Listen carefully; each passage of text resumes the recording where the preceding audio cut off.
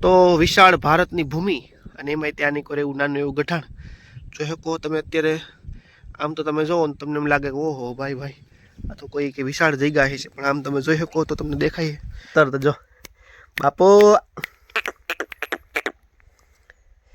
એ વાસળી હમ નજીક જ ગરવો એવો ગિરનાર અને આપણી એક્ઝામ્પ તરીકે આ વાડી એથી બાજુમાં આપણે આવ્યા હતા અહીંયા બાવરની પૈડિયા તોડવા. તમે જોઈ શકો મકાઈ ખાવાનું સ્ટાર્ટ કરી દીધું. એ કે મૂકવું નહીં, ખાય તો જાય કે નકર સીધો બાવળી એમ ઘા જો. પણ જો હજી 5મો દિવસ છે. જય દ્વારકાધીશ બધાને રામ રામ. અને અત્યારે આપણે છીએ જો એક વિશાળ જેવું છે મેદાન, કે આપણે જેને ગઢાણ જેવું કહીએ દેશી ભાષામાં એવું છે. અને અત્યારે આપણે આવ્યા હતા, તમે જોઈ શકો મારી પાછળ જે ઝાડ છે એ બાવૈડાનું ઝાડ છે. અને બાવૈડામાંથી પછી એક જે હિંગુ મળે જે પૈડિયા કહેવાય એમાં દેશી ભાષામાં. તો એ પૈડિયા છે કે પગના દુખાવા માટે એમ કામ લાગે તો આપણે વીણવા આવ્યા હતા પૈડિયા. કારણ કે મેં જ્યાં સુધી જોયું ત્યાં સુધી વિડીયોમાં એવું કહેવામાં આવ્યું હતું કે આવા જે પૈડિયા તમને દેખાય એ પૈડિયાનો ભૂકો કરી અને ખાંડ સાથે અથવા તો સાકળનું એવું કંઈક છે બધું જાણી જોઈને કરવું ભાઈ ખતરા. આપણે એ તો હજી જોવાના સીવી કે આનો કેવો ભૂકો થાય છે, પછી એક્સપેરિમેન્ટ થાય કે ભાઈ નાના ફાયદો કરે છે તો કરાય, બાકી કંઈ ધંધો ન કરાય. હા એવું છે ને. અત્યારે તમે જોઈ શકો અત્યારે આમાં ઘણા બધા પૈડિયા એવા છે. સાથે હું કોથળી લઈ આવ્યો હતો ને ઈકડી લઈ આવ્યો. ઈકડી એટલે લાંબો હરિયો જેને કહેવાય એ લાવ્યો છે. કારણ કે આમાં જો તમને દેખાય છે આ તમને આમ તો એમ લાગે કે વિશાળ આફ્રિકાનું કેમ મેદાની રણ હોય, પણ એવું નથી ખરેખર. આપણે કે આફ્રિકન જંગલમાં નથી, આ તો ઇન્ડિયન જે છે એ ભૂમિ છે જેને કહેવાય જીગા. હા દેશી ભાષામાં ગઢાણ કહીએ. આ ગઢાણમાં આવ્યા હતા. ઘણા બધા બાવૈડા છે ઢોર સરતા હોય ને એવું છે. આપણી વાડીની બાજુમાં જ છે એક્ઝેક્ટ આપણી વાડી છે. એ સામે જે ઝાડવા દેખાય એ આપણી વાડી છે. અને અત્યારે તમને દેખાડું જ છે એ આમ તો કેટલા બધા પૈડિયા છે. આપણે જોડે થોડાક એટલે થોડા ઘણા જેટલા થાય એટલા છે એ વીણીશું, બાકી જઈએ આપણે જવા દેવું. તો વિશાળ ભારતની ભૂમિ અને એમાં ત્યાંની કરે એવું નાનું એવું ગઠાણ જોઈ શકો તમે અત્યારે. આમ તો તમે જોવો ને તમને એમ લાગે કે ઓહો ભાઈ ભાઈ આ તો કોઈ કે વિશાળ જગ્યા છે, પણ આમ તમે જોઈ શકો તો તમને દેખાય નજીક જ ગરવો એવો ગિરનાર અને આપણી એક્ઝામ્પ તરીકે આ વાડી એથી બાજુમાં આપણે આવ્યા હતા અહીંયા બાવરની પૈડિયા તોડવા. તમે જોઈ શકો મારા હાથમાં અત્યારે એકાદું તમે તોડ્યું છે, છતાંય ક્યાંક ક્યાંક ઉપર છે ને ક્યાંક ક્યાંક નજીક છે.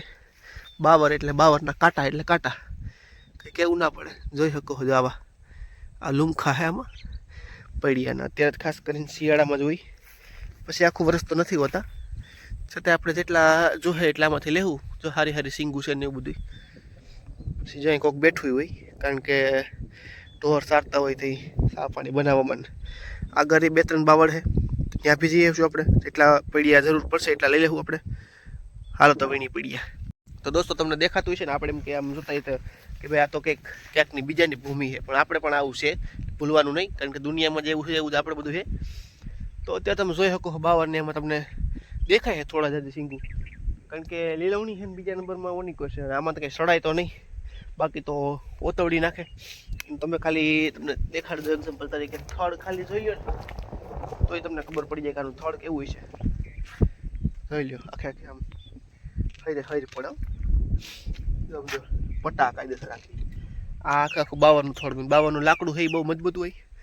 ઉપર તમે જોઈ શકો આખું જાડી ઝાખરા જેવું થઈ ઝાડવું, એટલે એવું છે ને આપણે આલો વણી હિંગું. તો તમને દોસ્તો દેખાય છે જે હામાં બાવૈડા, એ બાવૈડામાંથી હાલી હાલીને એક તો આમાં પાછા બાવૈડા પીડા છે કેળા કાંટા ને પગમાં લાગે છે. અને તોય આપણે આખી કોથળી છે એ બાવરના પૈડિયા જે કહેવાય ને ભરતાય વાસી બીજો આને ફૂંકવીને પછી એનું ભૂકો કર્યો જો આવી રીતના છે. આ બધે ખરાબો છે એ કાઢીને હુકો વધો તડકે હજી પછી છે એનું કામકાજ છે એ ચાલુ થાય. તો ફાયદો થાય તો પાછો આપણે વિડીયો મૂકશું. નકર સીતારામ. ચાલો એટલા બધા સાજા બધા વીણાઈ ગયા છે અને સારું થયું ઈ કરી લેવું, નકર તો વીણાતા નહીં. કારણ કે તો અધેર બહુ છે બાવરના પૈડિયા, એટલે ઘણા બધા વીણા. અને પાછા હવે વાડી ઠારા છે પરિયાણ કરીએ. આમ જ છે વાડી. તો મસ્ત મજાનું વાતાવરણ છે, લોકેશન છે, તમે જોઈ શકો અત્યારે.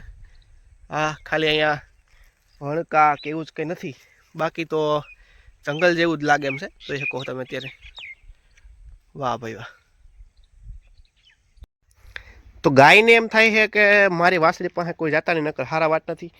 વાસળીને એમ થાય કે મારી પાસે કોઈક આવો, કારણ કે હવે અહીંને બાંધી હોય એટલે જો એ આજે એને લગભગ 5મો દિવસ છે, તો એ મકાઈ મીંડી ખાવા, કેટલી એને તલેપી છે ખાવાની.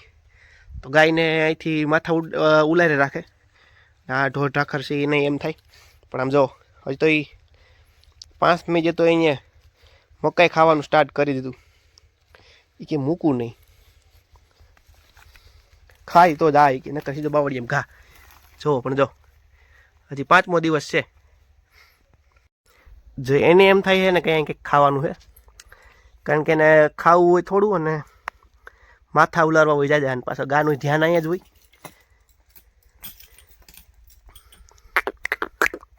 કાન હોય માટે તરત જો બાપો